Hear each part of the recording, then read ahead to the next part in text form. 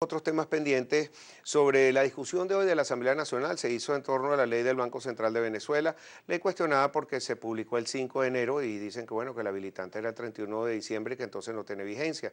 Pero siguen corriendo los tiempos y lo que dice la ley, una de las cosas que tú como economista también quiero que me digas, no es necesario que nosotros tengamos indicadores económicos. Tú no necesitas, por ejemplo, una autopista, saber dónde paras, dónde tienes un semáforo, dónde hay una raya.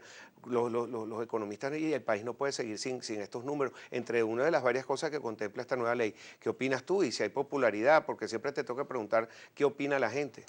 Bueno, mire, lo primero es entender básicamente que es absolutamente inadecuado, raro, distinto, un país que no tiene información estadística. Esa es una cosa absolutamente absurda. Y la estadística no es ni siquiera para un debate político, es incluso para definir políticas públicas, no solamente para el sector privado o para un analista o para venir a tu programa.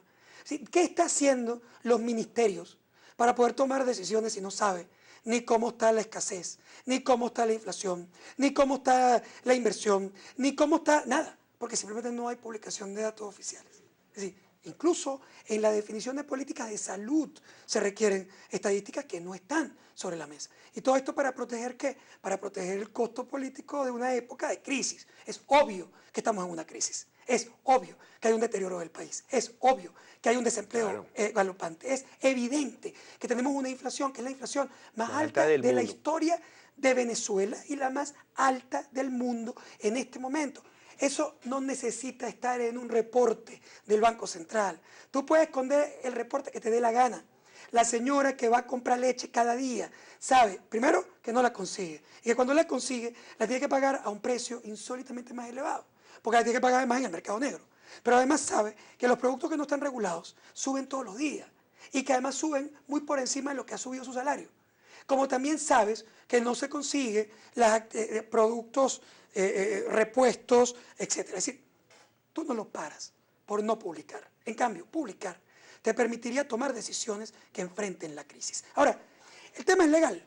No, el tema no es legal, porque esta batalla en Venezuela ya no es una batalla jurídica. Es decir, política. Yo me voy a poner aquí, tú puedes llamar a los constitucionalistas y hacer análisis sofisticados de lo que puede y lo que no puede hacer el Tribunal Supremo, de los derechos de la Asamblea. Al final de cuentas, si tú controlas el Tribunal Supremo de Justicia y el Tribunal Supremo de Justicia decide que lo importante o lo relevante son tomar decisiones que permitan la permanencia de la revolución y asume eso como un objetivo central del tribunal, no la verdad, sino la revolución, no la legalidad, sino la revolución, no la constitución, sino la revolución. Es una especie de patente de corso. Incluso, Mosca, si tú lo aceptas como tal, entonces ya no importa la Constitución, porque el Tribunal Supremo de Justicia podría en un momento determinado decir que la Constitución de Venezuela es inconstitucional. Y como tú no puedes, ¿cuál es la instancia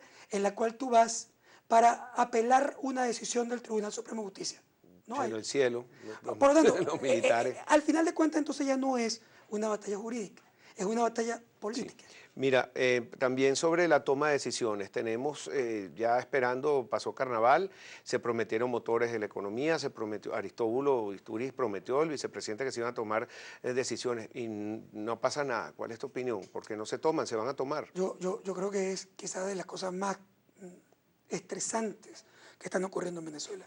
Nosotros estamos viviendo una crisis muy importante, pero además, y yo sé que esto suena muy duro y que la gente se pone un tanto tensa y nerviosa y a la gente le gusta más cuando tú estás hablando con optimismo. Y yo quiero ser optimista de largo plazo. Es decir, yo quiero decir que Venezuela no va a estar en una crisis permanentemente, que nosotros vamos a salir de la crisis. Es decir, eso va a pasar. Pero lo que también es verdad es que en el año 2016 nosotros vamos a extrañar el 2015 y lo vamos a ver como un año de abundancia.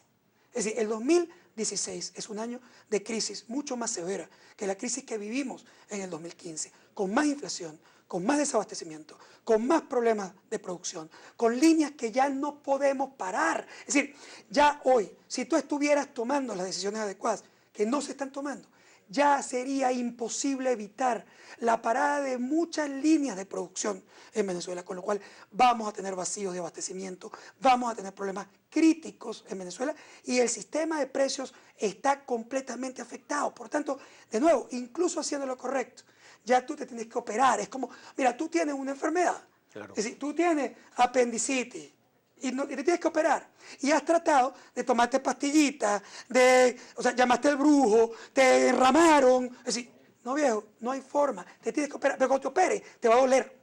Tienes que usar anestesia, hay un riesgo, no vas a poder trabajar, tienes que pagar la clínica. Eso va a pasar. Y si no lo haces, cada día que pase hay un riesgo gigante de que tú vayas a peritonitis. Y si después tampoco atiendes la peritonitis, hay un riesgo gigante que vaya a septicemia y que sea irreversible el problema.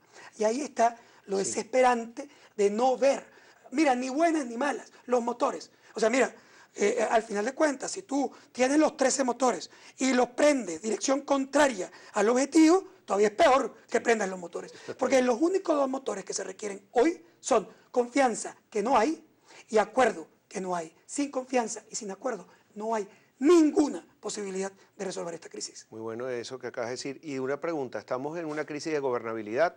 Podemos llamar a los organismos internacionales, la OEA, la Carta Democrática, la Carta Interamericana, Mercosur. Macri cuando llegó a ser presidente de Argentina amenazó con eso, pero todo eso se ha quedado callado. ¿Estamos solos en el mundo? Vamos a también ahora, ya que he analizado de manera crítica la situación del país, tengo que decir básicamente que tampoco es verdad que Venezuela está hoy, por lo menos ahora, en una situación de ingobernabilidad.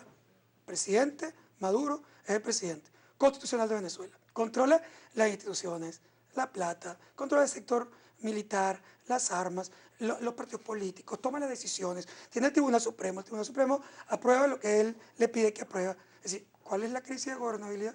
La Asamblea Nacional se siente, digamos, sobrepasada, toma decisiones que no puede institucionalizar. Tiene que echar para atrás, incluso con el tema de los diputados de Amazonas. Emite leyes que no van a pasar por el tribunal y que no se pueden ejecutar.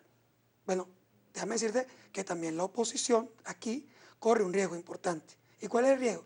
Que tú al principio generaste una gran expectativa. Mosca, no es culpa de la oposición, pero el resultado final de esa historia es que la oposición puede verse afectada en términos de popularidad porque no es capaz de avanzar con un gobierno que la para. Luis Vicente, 1.000.000 de gracias por estar con nosotros, pero tuvimos bastante tiempo para hablar, pues entonces van a empezar los tuiteros, que el Papa o Luis Vicente. Esa elección la hacen ustedes en su casa. Muchísimas gracias, como siempre, @LuisVicenteLeón. Y me despido hasta mañana. Les recuerdo que los quiero mucho aquí en Con Todo y Pensini por Globovisión. Hasta luego. Gracias.